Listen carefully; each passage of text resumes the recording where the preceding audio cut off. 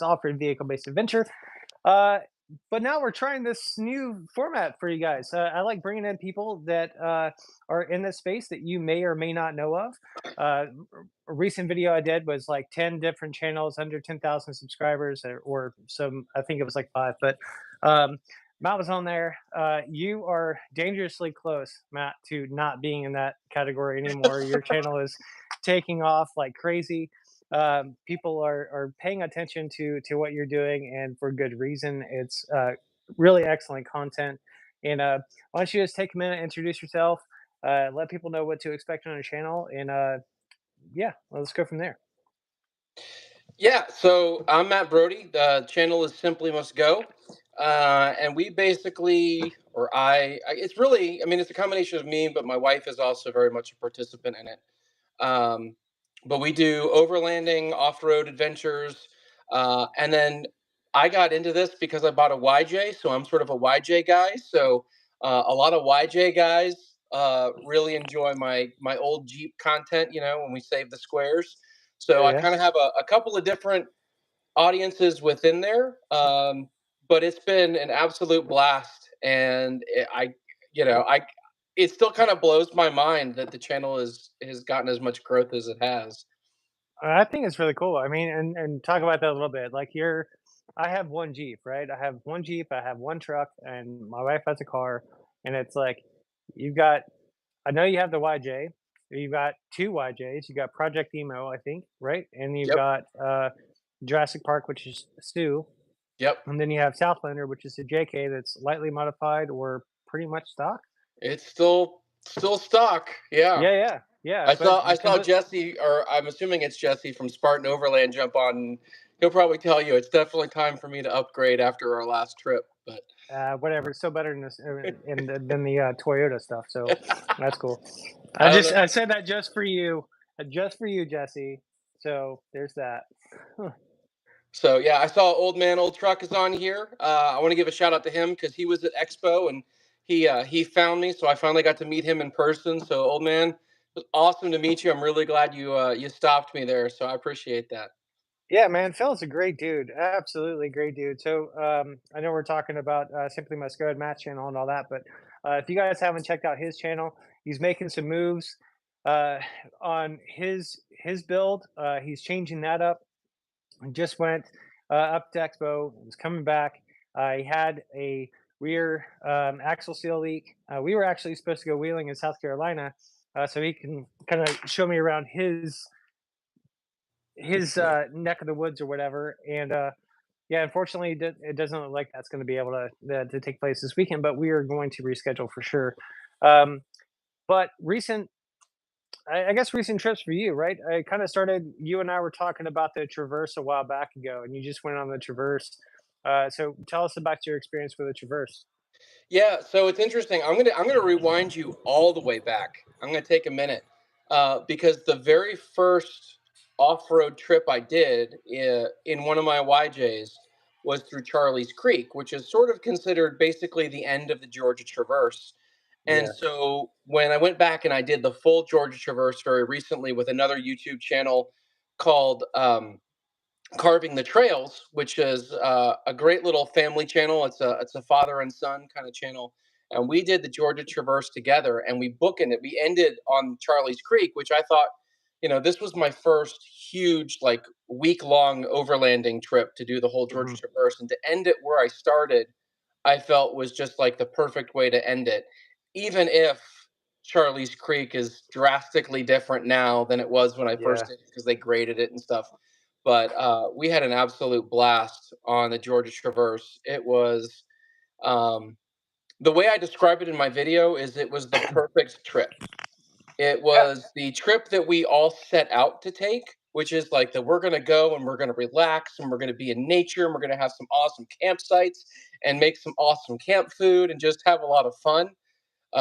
Rarely does overlanding actually happen that way. Usually there's a right. lot more like drama involved, which is great for videos. But Yeah, in this case, it was the perfect trip. Like it was the this is everything I had hoped for, with just enough drama to keep it interesting.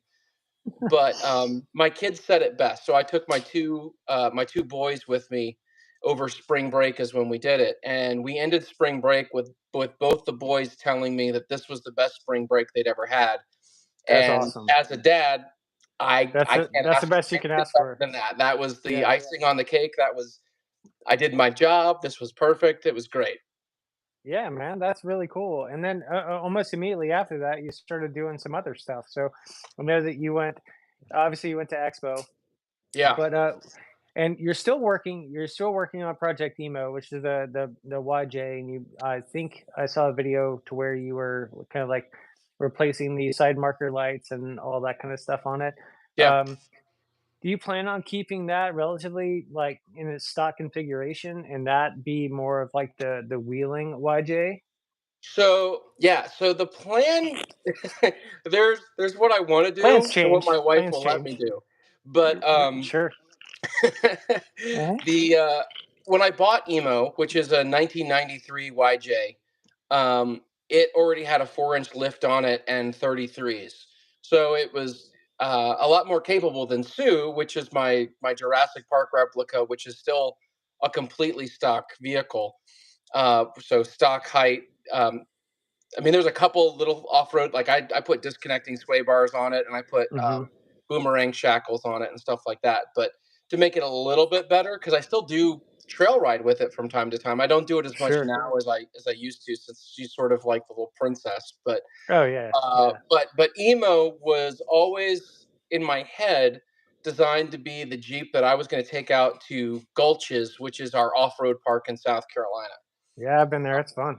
Yeah. So I've taken Southlander there and done mostly green trails. I hit a couple of blue trails, some of them R accidentally. right. Um, Yeah.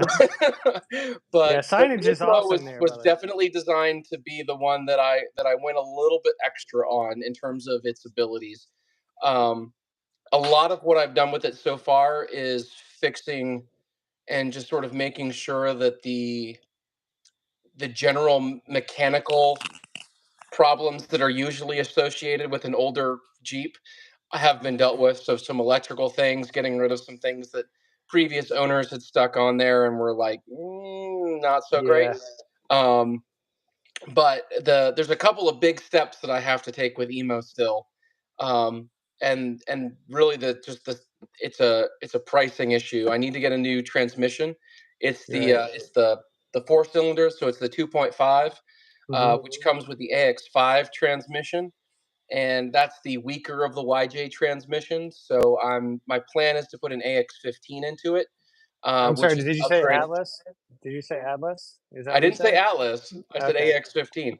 Okay. But the AX15 is a much stronger transmission and would hold up if I was to do something like an LS swap. That Yeah. transmission would still hold up. It would Yeah. still hold up with bigger axles and bigger tires and things like that. So that's the next big step, and that's sort of a necessity because the one mechanical thing with emo is that third gear, the sync cylinder, the synchron I can't speak. The Synchronism. the shinker, the thing that Yeah. makes it line up. Yeah, That yeah. thing is bad in third gear. So third gear grinds really bad. So I don't typically use third gear in it. Yeah, But I agree with that's Jesse. I agree with Jesse. He's saying Jesse's he's at never Atlas and wrong. one tons, Whether but I can afford an Atlas in 1 tons, that's a mhm, different story. Jesse, if you got some connections you want to throw out at me, I'm willing to listen. But yeah, uh, but yeah, that's the plan is to kind of finalize that.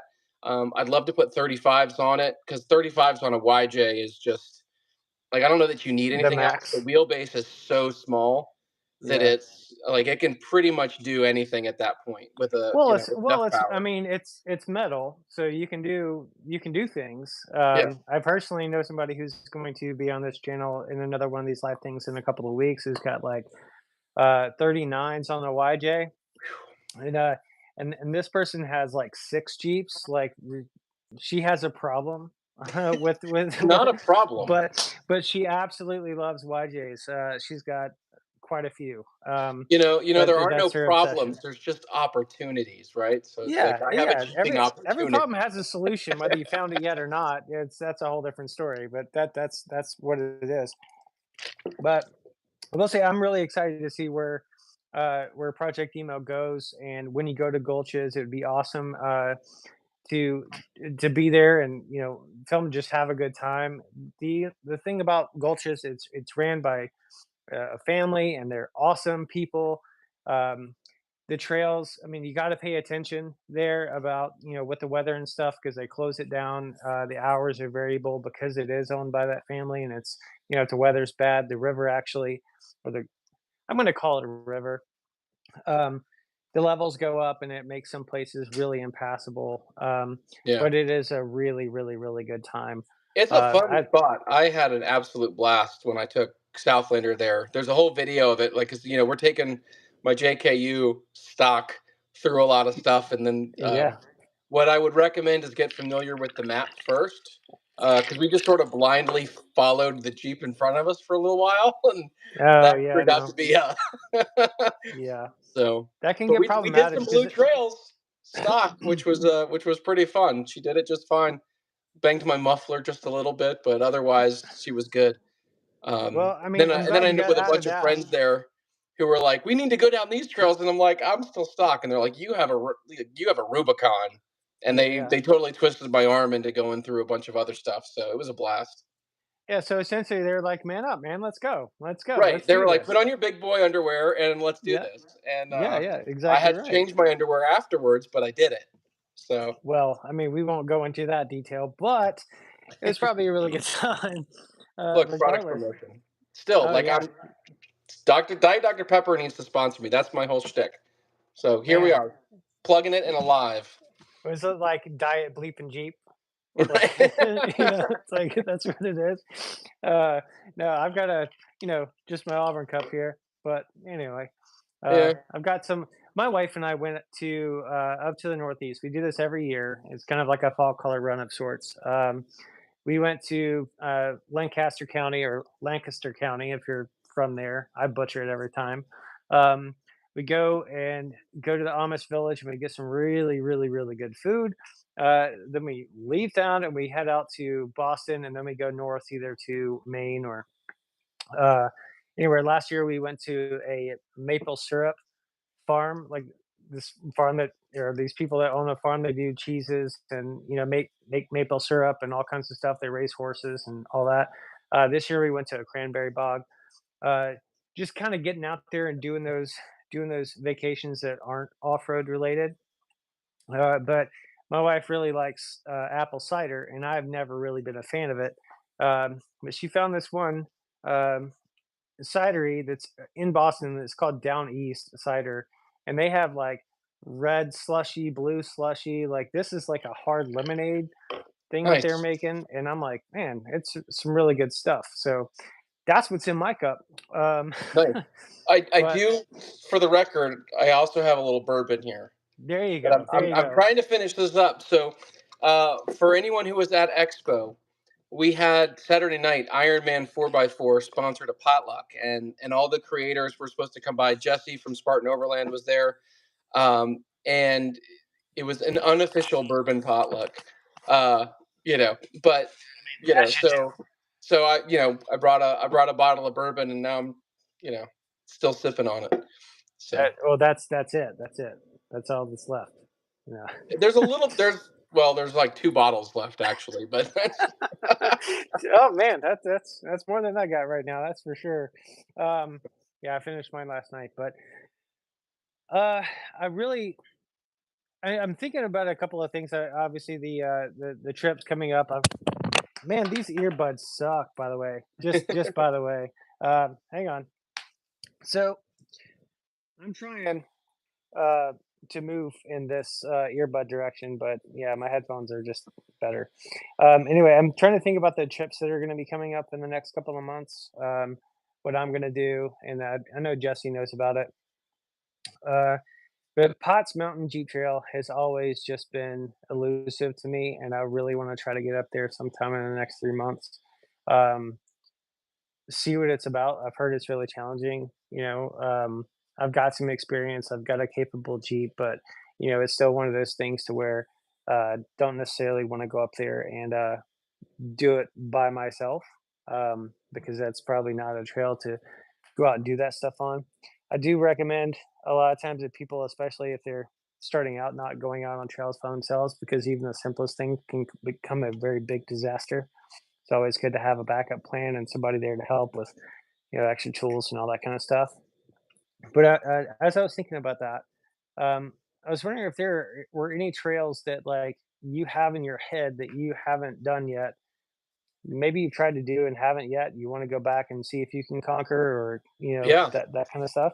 Um, Yeah, so yeah, what are those? absolutely. So there's actually several on that list, and all they're different kinds of trails for some of the different Jeeps. Sure. Um, but I would love to do from an overlanding perspective, like driving through and then camping and stuff. The Daniel Boone Backcountry Byway. I think that Sure. would be an absolutely awesome trip. I really want to do that. I also want to do the FAT, which is the Florida Adventure Trail. Hmm. And then my ultimate goal from an overlanding perspective is to build up to do the TAT, the Trans Hmm. American Trail. From an off road perspective, I want to go to Uwari, and I have not been to Uwari yet.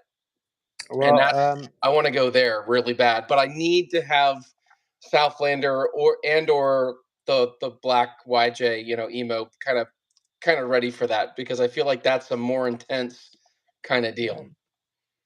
uh, I'm going exactly like a month from today, and I'll guide you through. If you want to go to UR, you want to meet us up there. Like I'll guide you through. You won't get hurt, I promise. Yeah, Um, that's but what you can Jesse do said the too. no, you can do the no, you can do the dirty D's, man. Like Daniel is a lot of fun, a lot of flexy. The ledge that's there, there's a bypass around that if you need to go around that.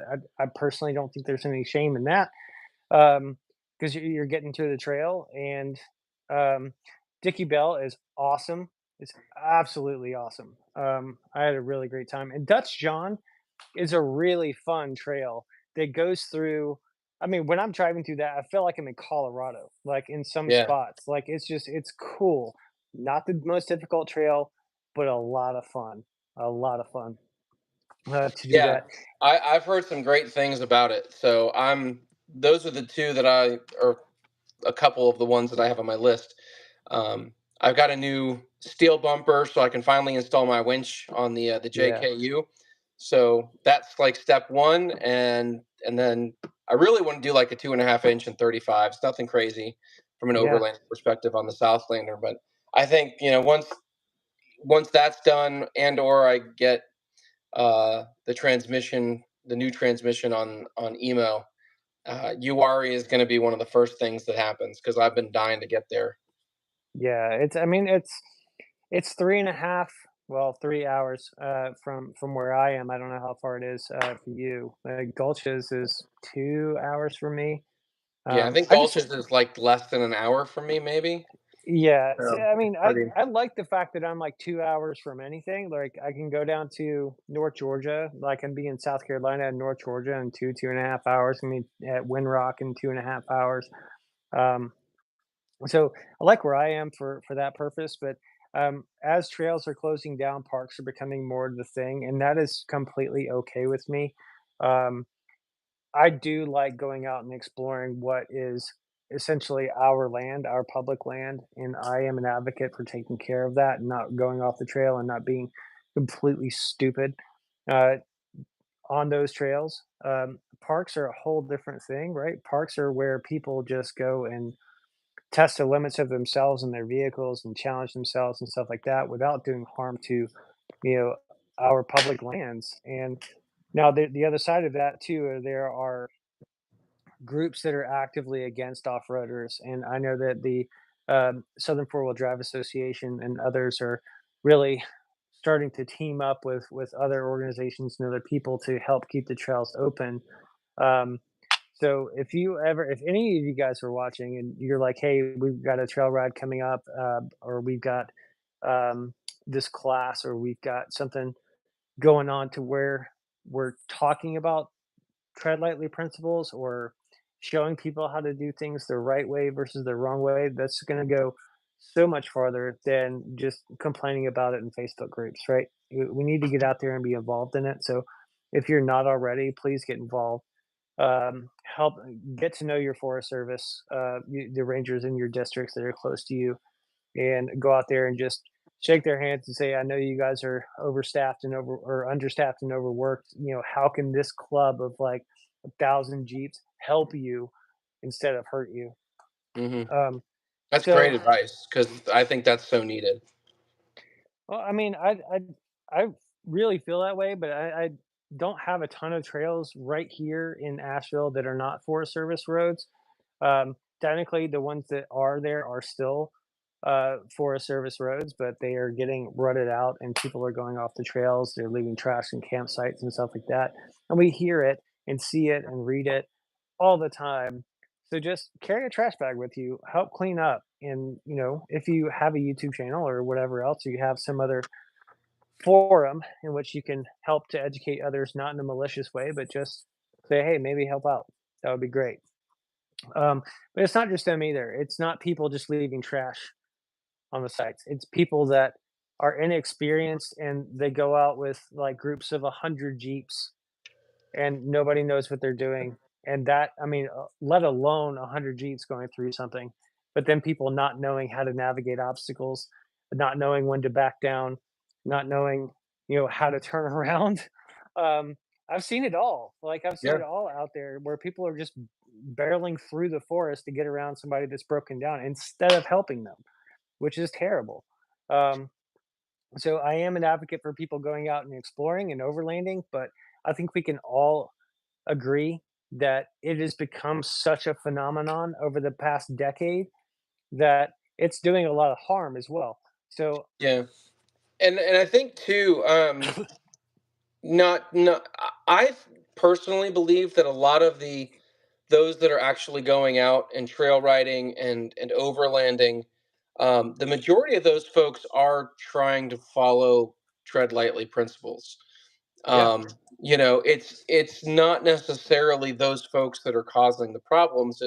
And oftentimes it's what we found as the locals, and not to trash anyone specifically, but when you find mattresses and all kinds of other like household trash out in the middle of the woods, like it hmm, wasn't an overlander and yeah, or a trail rider. Like someone went out there to throw away a mattress, and yeah. that's like you know that's a shame. Is because to me it should be the locals that care and love and try to keep that space as rich and clean as possible. But it's often those are the ones that are abusing it the most. It's really funny that you say that, and I totally agree with it with that. Um, we were talking about the Georgia Traverse earlier, and with the Black Bear Off Road Trail Team, this has got to be like 3 years ago. Um, there was a trail ride that was organized to just do a trash cleanup, like do it ever so often, and we pulled a mattress out of like not it wasn't Charlie's Creek, but it was a trail that was really close to that area, and I couldn't believe it. I'm like, how does a queen size mattress get out here into this creek? Like it's absolutely nuts. But I mean, who knows? Yeah, I mean, I know Jesse does. I I'm mean, laughing at especially Jesse's when he comment started, too. that's what he did. His overlanding with his truck, since he has a long bed Tacoma, and I don't know if you guys know this, but long bed Tacomas are very, very special and very, very rare, according to Jesse. So when he started overlanding, he just set up his bedroom suit in the back of his gladiator, haha, in the back of his Tacoma, and, yeah, said he was overlanding, and there you go. So, Yeah. so much room for trash, Yeah, yeah. I watched him like toss a dresser drawers like just right in the woods. It was yeah. No, but going back and circling on that, so that was if anyone has watched our my Georgia Traverse videos with carving up the trails, there's a whole segment that we talked about, where we were seeing trash along the side of the trails, and we talked about this idea of, doing the trail again, but as a trail cleanup, or doing certain sections of it as a trail Mhm. cleanup, because we felt very strongly that that is something that we could do and help make a positive impact, and help tell that story of tread lightly and leave no trace, and Right. clean up more than leave it better than you found it. So Yeah, absolutely. I mean, and we we've obviously talked a lot about overlanding and the other side of it too. The wheeling part with your ambitions for Project Emo. But there's a whole other side of what you do on the channel too, which is going to the events and shows, and obviously the Jurassic Park or Zoo is a big part of your channel in the trailer and everything else too. So, um, how I don't know how you do it all, to be honest. Like, I really don't. I mean, you have a very I, you patient know, family. it's hard. I'm gonna give a shout out to Tail Gunner real quick. Thanks for joining the Yeah. chat, man. Uh, yeah, so that was one of those interesting things. Because I was not a Jeeper when I got into this. You know, like Mhm. I bought the YJ and then ended up turning it into Jurassic Park Jeep, and then started getting invites to shows and started kind of getting into the Jeep community. And I think that's one thing that's a little bit different about my channel than some others is that being that everything I have right now is a Jeep, I'm very, very involved in the quote unquote Jeep community. And I love all that stuff. I love the community. It's a very positive community and a very supportive community. And, you know, being able to bring Sue, which is my Jurassic Park replica, to a show and, you know, walk around for 10 minutes and then come back and see like, you know, five kids standing in front of it, you know, getting pictures and Mhm. smiling uh, has been awesome. So I love going to shows, and that has extended now into going to overland shows like Overland Expo. Mhm. Um, going to be doing Jeep Beach in Myrtle Beach, Jeep Jam in Myrtle Yeah. Beach coming up at the end of the month for a few days. You know, Jeep Beach down in Daytona. I'm hoping to sort of expand some of that, just because I think it's a great chance for me to get out and be in the community and to meet a lot of people. A lot of the folks that are on the chat right now, I've met through those kinds of events or have been up, you know, and had people find me that way because they Mhm. found the event that they went to and they wanted to, you know, they wanted to watch the video from, you know, Smoky Mountain Jeep Invasion, and that's how they found me. Right. But then they stayed because they were enjoying the trip videos and the other gear things and Mhm. all that kind of stuff. So it really has been a great thing for me. It was probably one of the first things that I accidentally did was go to Jeep Beach in Daytona. True story. I accidentally went to Jeep Beach in Daytona. Um, Right? but that You're just like, "Oh, I'm video, already here. Might as well go." right? So the way it happened was my wife was at a conference in Daytona, and I went with her. And as we passed through, I saw the signs for Jeep Beach in Daytona. I was like, "Really? That's this weekend? I didn't know that." Oh And my then I was goodness. like, "Well, you got to be at this conference all week, and I'm stuck in a hotel room hanging out. So I'm just going to get an Uber and go over to Jeep Beach." And that was my first Jeep Beach, and I made a whole video on it. This is And like and that that it'll really change sort your of life. escalated things. It was pretty Yeah, funny. it'll Like I accidentally found myself there. I don't know anyone who finds themselves accidentally at Jeep Beach, but I did. I I I didn't it wasn't an accident. I was, like, hemming and hawing about whether or not I wanted to go or not because, number 1, I'm not built for sunlight, so I had to get the 100 SPF out. So, that was a yeah, that was kind of a thing. I was I've so got a burned bit after my first one. Yeah. Yeah, I'm sure. Like, you walking around for, like, 5 minutes, and granted, like, I lived in Florida for a good portion of my life, not too far from Daytona. So I'm like, I know what to expect as far as the heat goes, but man, when it comes to, like, just being out in the sunlight all day, uh, yeah, I stayed in the room a lot and I had a big straw hat, like, kinda did everything that I could, Yeah. to stay shaded. But there were some really cool builds there, and I got to see some things at shows that, like, you really don't get to see anywhere else. Things that aren't street legal, just really cool builds that and customizations that people are making and trailering them in. Um, it's just amazing to me to see that. We saw, like, an absolute slam to the ground on bags, with a old 350 Chevy motor in it, like a dragster, roadster, uh, old flat fender, and we're like, "This is cool." The guy had spent the last 4 years saving up scraps and buying things whenever he could and just welding them all together. Custom fit for his body, probably the most uncomfortable thing in the world to drive, but an absolute work of art. In engineering feats, like he actually put the gas actuators in there to lift it up on startup. It was crazy. It was super cool. I've Um, seen that. It is awesome. it's so rad that the things that people do, or they take a JK chassis and they put like a super old car on it. Like, I don't know, you guys have probably seen Rockstar Energy's Rock Buggy. Like, I absolutely love that thing. Um, just the customizations and what corporations are doing to draw attention using Jeeps, and the same thing that like uh, individuals are just building in their garage over a length of time because they've only got 20 bucks a week or whatever to throw at something. It's really cool to see that kind of thing, and that is what's cool about going to the shows. For me, I don't enter my Jeep into anything. I just like going around and looking and talking to people and um, checking out the rigs and seeing what people are doing right in your own backyard, especially if it's a local event. Um, but like I said, I've never been to Overland Expo. I was gonna try since we were already on our way back.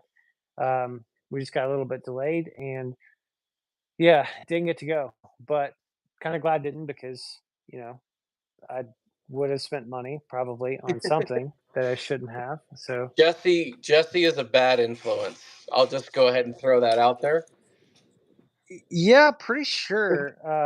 Like I've hung out with him and Daisy uh, a couple of times. We've never actually been able to go on a trip. Like the trip that you just went on with him, like to Allegheny National Forest. Um, that or that whole trip had, like, I think down south off road and outdoor we're gonna go, and they had to cancel. I was gonna go, I couldn't make it. Um, but it ended up being I think um it was you, Kevin, Jesse, and Daisy, right? Was it Yeah, I'm was pretty did sure they anybody else only make it? kept doing the trip because I was so excited to do it. And they were like, Oh, "Well, we got to okay. do it because he didn't back out." No, I was like, man, I really wanted to do that, and I'm like, maybe I can just meet him for a day. I'm still having the locker issues, and Mm. um, it sucks, but it's just what it is. You have a Jeep, sometimes you break things, and now you got to wait on parts to fix it. So Yeah, that was an amazing trip, and I don't know if both Jesse and Daisy are there watching this or not, or if it's just Jesse, but uh, I can't thank them enough for inviting me to be on that trip and for the experience that I had, because it was such a so it's funny that we're talking about it because I haven't published the video yet because there's so much footage, yeah. but I finished the intro today, so the first minute of it is done. Uh, but the whole theme of that video is about growth, because Hmm. that trip pushed us, pushed me kind of out of my normal comfort zone. It made me do some things that were like beyond things that I have done before. Hmm. Some of the obstacles were a little bigger, a little harder. Some of the water was a little deeper. And so it really pushed me to to push the rig and to really know where its limits were. And I there's a couple of places where I probably pushed it a little harder than I should have, Right, but right. uh, but it was still an amazing trip and it was well worth it. But that is, as I describe it in the video, there are some trips that you take to relax and like rejuvenate and connect with nature. This was not that trip for me. Yeah, yeah. This was a trip that was like, let's see how hard we can take it to the next level. Like let's push the envelope a little bit. Do you And it th- was an absolute blast. do you And th- I do you I just had a great time. Do you think people are, a lot of times they limit themselves? I'm sure that they do just because they've never done something before. Like it's kind of like get out of. We see inspirational posters and messages all the time. They're like, "Hey, get out of your comfort zone." And you're like, "But why? I'm comfortable here." Like Right. that's what it I is. think that's a great question, and I hope that this video, once it's fun, I don't know when it's going to be released because it's going to take me forever. But when I think that, yeah, people get stuck in a comfort zone, or at least a range of comfort zone, right? Like they may Right. push it a little bit, but they don't really push it. Hmm. And I think this video is about learning to push through that and learning to say that's pretty big, but also to say I trust the person, in the overlanding space or the Jeep space. Like I trust the person I'm with Hmm. to to get me through this, right? To someone with more experience than me, right? I'm learning from somebody who's been there, done that. Yeah. To the point of not going out alone. I've no way I would have done some of this stuff if I was on my own. Yeah. Absolutely none. Well, I mean, It you're would you're have smart been enough to realize that. You're smart enough to right. realize that I shouldn't do that. Yeah, it would have been a dumb thing to do on your own. The only Mhm. reason it was quote unquote safe to do is because I had somebody there who could help me if things went sideways. And Right, nothing right. really went sideways, but they could have. Yeah. And you don't want to be in that situation alone. So going with somebody who's both experienced and equipped to make sure that you get through that level. It's much like, taking karate classes, right? Like you gotta learn from a black belt. You can't learn from a white belt, right? Like it was really great to have somebody who was more experienced, knew the terrain, knew what to expect there as a guide. Mhm. Um, because that made all the difference in the world. Even if I had gone on that trip with people that I knew but had never done that trip before, I'm sure there's things we would have not done because we Yeah, just didn't know. Um, and just to be clear, you're talking about Daisy, right? Because I know you're not talking about Jesse. yeah, totally. Yeah, Daisy was the okay. the the one who was like no, we're gonna make sure you're safe. Yeah. Jesse was like, you got it, Just do it. Just gravity assist. skinny pedal. It'll happen for sure, man. No, but Jesse makes like, did you break it? But the point is, I didn't break it, and I think I didn't break it because I had someone like Jesse who had the skill level to walk me through it safely. Right. Yeah. There's Well, plenty of I mean, places I could have broken it had I just done something stupid on my own. oh, for sure. I mean, that's always good, and a lot of times people. I mean, I think you said it best right there when you mentioned that even if you had gone with people that you knew but had not done that trail before, it still changes the mindset a bit, right? You go to somewhere. When I went with Jackson and Brad, we went over to the Cove in Tennessee. None of us had ever been there before. We didn't really.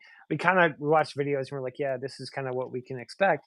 But there are some situations in there to where I'm like, let me just go put some tires on it and see how I feel. And my front tire, my 40-inch tire, like sunk. And I'm like, "Whoa, what's going on?" So yeah, Brad had to pull me out of that situation. The trail system is not very clearly marked at all, like in certain areas. So I went down a trail that was a trail, and I got my roof rack was up there, and I had my awning. I totally forgot my awning was even there, and I'm hung up on a 35-degree slope with a tree pinned up against my awning. So we had to do some serious rigging to get my Jeep, the top of my Jeep strapped around the roll bar and kind of just strapped to another tree on the other side at a 45-degree angle from the Jeep that was way down at the bottom to pull my top end up so I could scoot past that tree. Um, yeah, if I had gone just by myself or I'd gone with people that I did not trust in that situation, like I probably just would have ripped my awning off and called it a day. But it ended up being a crazy fun time.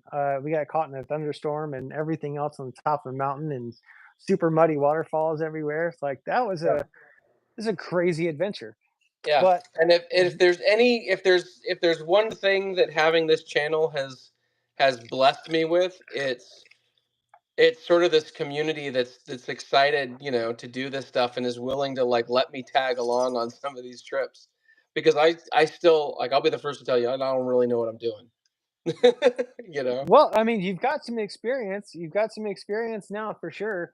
And every time you modify your Jeep, a lot of time people don't really think about this. I'm saying Jeep just generically, but it's whatever time anytime you modify your rig, it's going to behave differently on the trail. So a lot of times people are like, I'm going to go on a shakedown run. There's a really, really important reason why you do that, right? You go out and you want to, say you lift it or whatever, you put bigger tires. Now you've got to figure out if your bump stops are in the right space or whether that weight of a rooftop tent is going to tip you over when it's not supposed to. All Mhm. of those little adjustments and big things, and depending on the type of wheeling that you do, if you are just going down very simple trails and camping and travel side of things is way more your thing, then it's different, but it's still going to affect your range because you added a ton of weight. It's still going to affect the amount of storage that you have. Um, you know, the point is, every time you modify it, your experience is going to change. And a lot of times when people are guiding you and you're with people, they don't think about that. They don't think your Jeep is now like, or your rig is now super top heavy. So I can't guide him up the same obstacle the way that the the vehicle behind him went. Like Yeah. it's just not going to work that way. Yeah, so But let's talk about rig modifications for a second because that's a really interesting subject for me. yeah. Because I have driven Southlander now, which is my 2018 JKU stock, for about a year and a half. That's awesome. And I did it intentionally because I wanted to understand the limits of where it was, Mhm. right? Like how far could I push it? What is it capable of stock?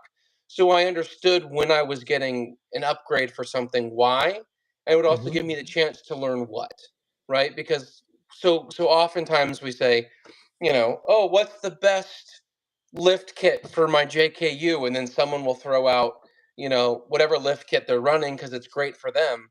But Right. they're a completely different scenario, right? Like maybe they don't have a rooftop tent and they're doing rock crawling, Mhm. right? Versus someone who's, overlanding and they've got a lot of weight going on and it's different. Um, there's a lot of aspects to it that I'm really glad I didn't just listen to everybody when I first got it who told me like you need to get this lift and these tires. Uh, I'm really glad that I spent a year understanding what I could and couldn't do.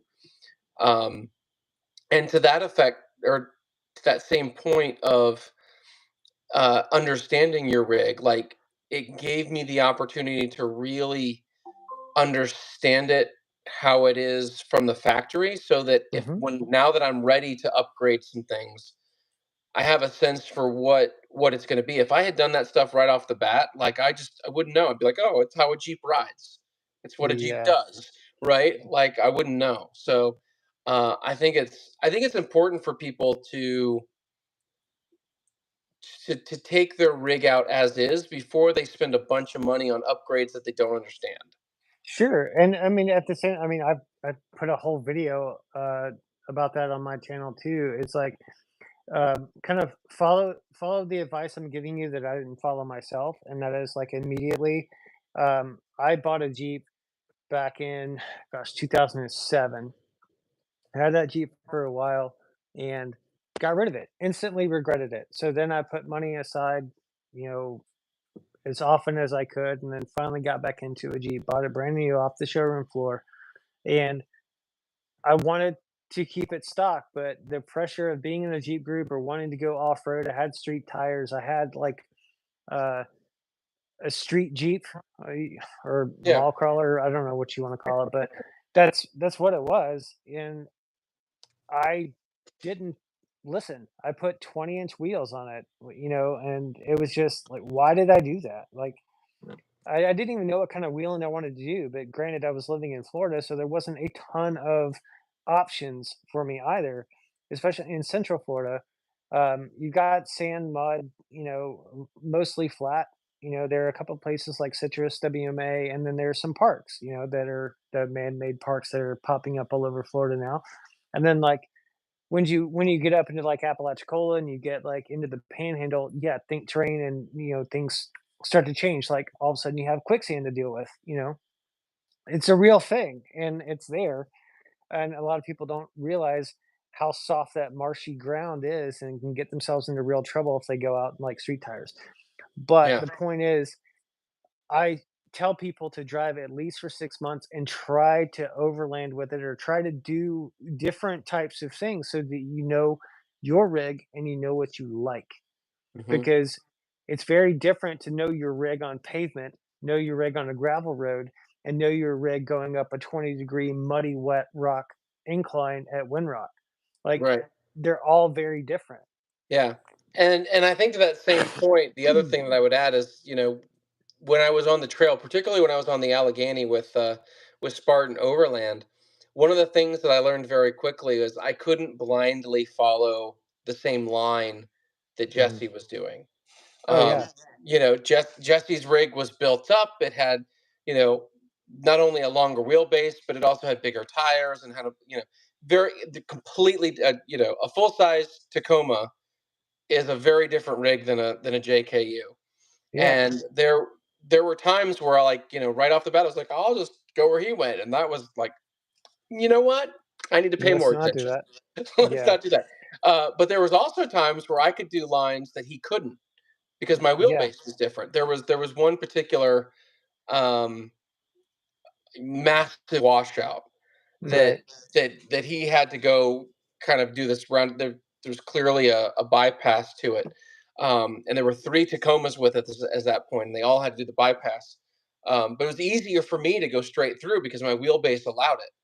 Yeah. And so it was one of those things. It was a very interesting experience for me to take such a different line than everybody else, and I thought Sure. I was taking the hardest line, as a stock JKU. But it was a very interesting experience to know that and to understand that. That was the probably the most I've ever tested my approach and departure angle. I mean, it was like a Oh, yeah. very steep thing that the Tacomas couldn't do, but the JKU could because of the wheelbase difference. So Well, yeah, wheel brace, solid front axle, like the whole suspension geometry being, the way that it is versus IFS. I mean, you have to take all of that stuff in consideration, and a lot of people don't have the experience to do that. And I'm no expert. I get stuck, I get I've had people pull me out of like really gnarly situations and all that kind of stuff, and I've done the same for others. But it's all in it's all a learning experience, and I like to think of this as a sport, because it really is what it is. Um, and especially in the rock crawling space, right? I mean, I know that they have competitive overlanding, like what like what the Overlander project is doing, the 24 hours of Uari and 24 hours of Windrock. Like those things are really, really, really cool. Um, just the whole concept of it is really cool. But when you go out and you know that you're going to be crawling over boulders the size of your vehicle in a slip, means a rollover or stuff like that. That's dangerous. You know, mhm. it's not a forest road and going camping with your family. It's scary as all get out at some points, and that's where the trust comes in of your spotter and knowing your vehicle. And even if the spotter thinks they know what they're doing, you distrust them. It's like you still need to do what they're saying because they can see 99% more than you can in that situation. Yeah, Um, so I mean, it's a lot of fun. I really enjoy the space and all of it. I'm thinking about doing a couple more modifications to my rig that will kind of bring it back to a little bit of an overlander. I thought about putting a roll cage in for a while, but I'm not gonna do that. Um, there are a couple of other things on the market. I'm sure you've seen like the Ursa Minor tents and the mhm. hardtop replacement kind of stuff. Like I'm really digging the idea of doing that, um, replacing my hardtop and everything else with a pop up, and not doing something that's like mounted on top of the factory stuff, like a full all enclosed one piece kind of replacement. Yeah, Uh, later on in the future, it's just more solid, in my view, versus putting it on top of fiberglass. um, but especially with the stuff that I do and bumping into trees and or stuff like that. Um, but what's next for you? What you got planned next besides editing gosh, your video? yeah. Editing the video is definitely in there. I got a bunch of other little videos that I want to make. Um, just little projects. I've got to put that new bumper and winch on Southlander, so that'll be a video. Um, what's up, Red Jeep? I think the next thing is going to be an event, which would be Jeep Beach in Myrtle Beach. Hmm. That's going to be the next place that I'm going to be at, and then after that, in terms of trips, um, I don't really know. I know I'm going to be um, kind of back in the Clayton, Georgia area. I don't know Hmm. exactly where, in a couple of weeks. Also want to Actually, do funny you NC say that. 105. So it's funny Yeah, that you say that. I don't know if you can see the Wander. That's Raven yes, County, man. That's Raven nice. County right there. That's I mean, Clayton, Georgia is just a great place to explore.